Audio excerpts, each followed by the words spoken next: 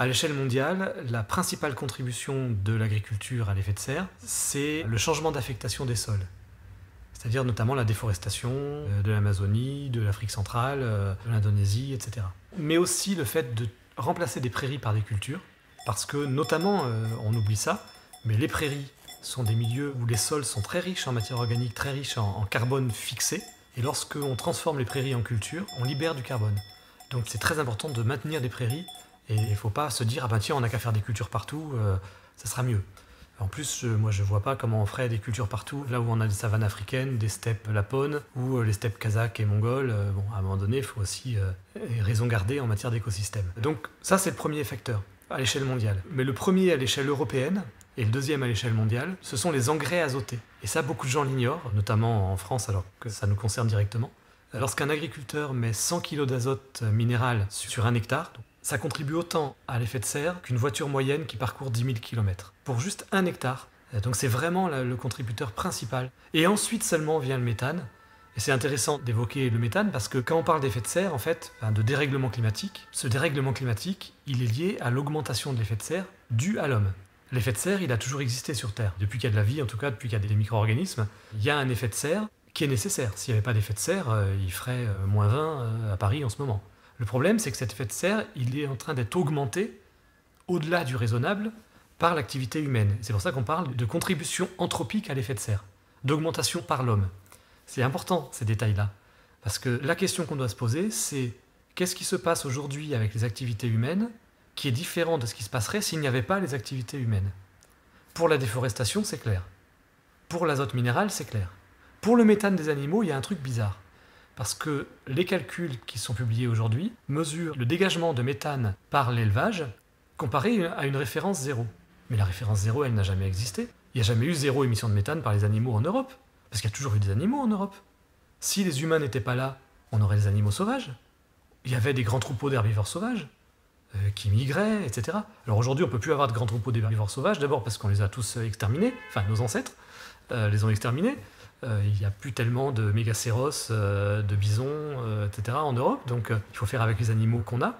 Les herbivores capables d'entretenir un milieu prairial, c'est les chevaux, les vaches, les moutons, les chèvres. Surtout les vaches, les moutons, les chèvres, c'est un peu particulier, même si c'est intéressant pour d'autres raisons. Et puis on ne peut plus avoir des grands troupeaux migrateurs sauvages, puisqu'il y a des routes, des villes partout. Donc si on veut avoir des prairies et ne pas les retourner et dégager du carbone en les retournant, si on veut avoir les écosystèmes extrêmement riches qu'on a dans les prairies, en Europe, il faut bien les animaux qui les mangent, et puis c'est l'équilibre naturel de l'Europe d'avoir des animaux. Même les animaux des forêts, à la limite. Donc il y a du méthane qui est émis. Donc il faut comparer l'élevage actuel avec ce qui se passerait s'il n'y avait que des animaux sauvages. Et si on fait cette comparaison-là, le méthane n'est pas aussi dramatique que ce qu'on dit. En revanche, là où il est vraiment dramatique, c'est pour tout ce qui est élevage hors sol, élevage industriel.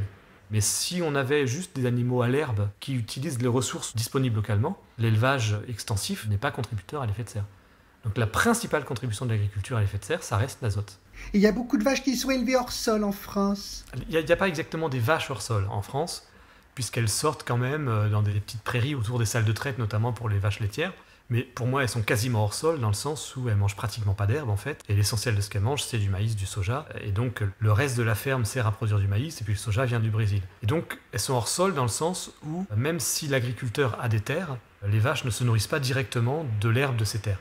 Après, il y a des élevages qui sont vraiment complètement hors sol, mais c'est pas tellement les vaches, c'est les porcs et les volailles.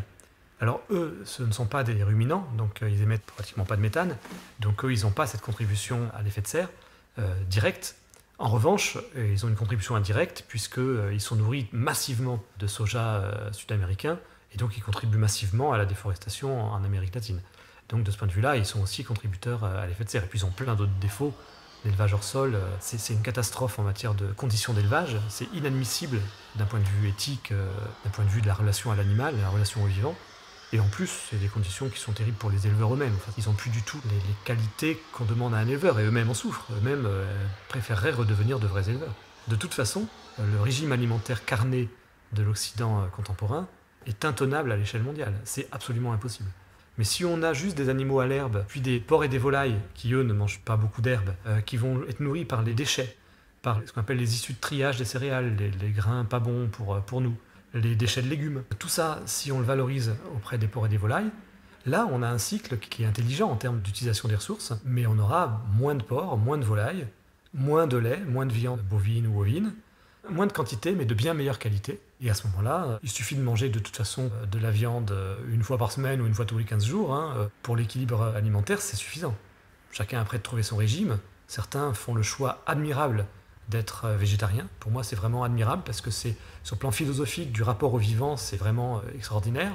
Mais ça n'est pas agronomiquement nécessaire, puisqu'on a besoin d'animaux. Donc on peut dire on les élève, mais on ne les tue pas. Ça peut être un choix social qu'on fait de faire des maisons de retraite pour les vaches laitières, par exemple. On commence à faire des maisons de retraite pour les poules pondeuses.